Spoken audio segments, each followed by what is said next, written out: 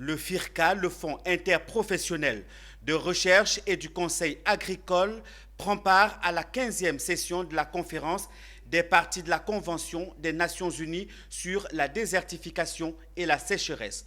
Au 4e jour de ce rendez-vous, le FIRCA, avec à sa tête son directeur exécutif, a présenté au public ses solutions pour lutter contre la désertification et la sécheresse en Côte d'Ivoire.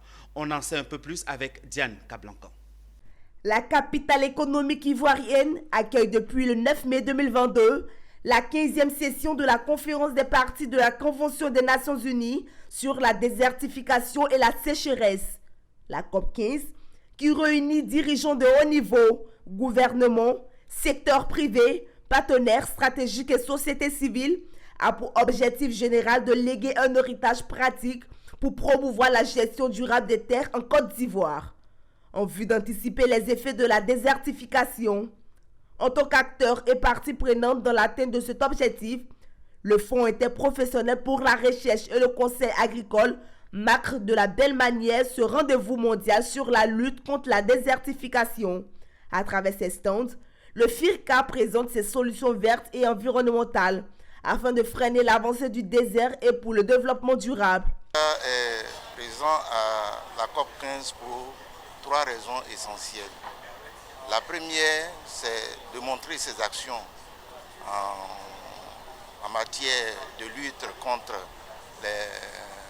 les effets néfastes du changement climatique, de la sécheresse et également ses actions en matière de restauration de la fertilité des sols. Donc nous sommes à la COP 15 pour présenter nos actions en faveur de ces domaines-là.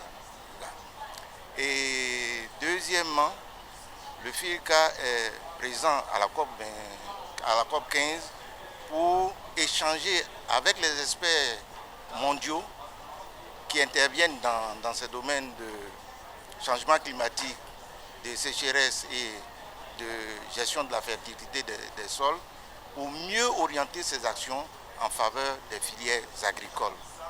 Troisièmement, le FIRCA est, comme je vous l'ai indiqué, a pour rôle de mobiliser des ressources et de financer des programmes.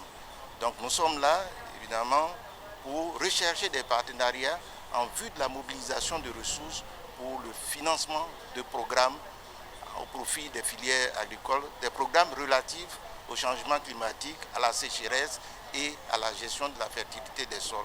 D'autant que jusqu'au 20 mai prochain, Abidjan restera la capitale mondiale de l'environnement.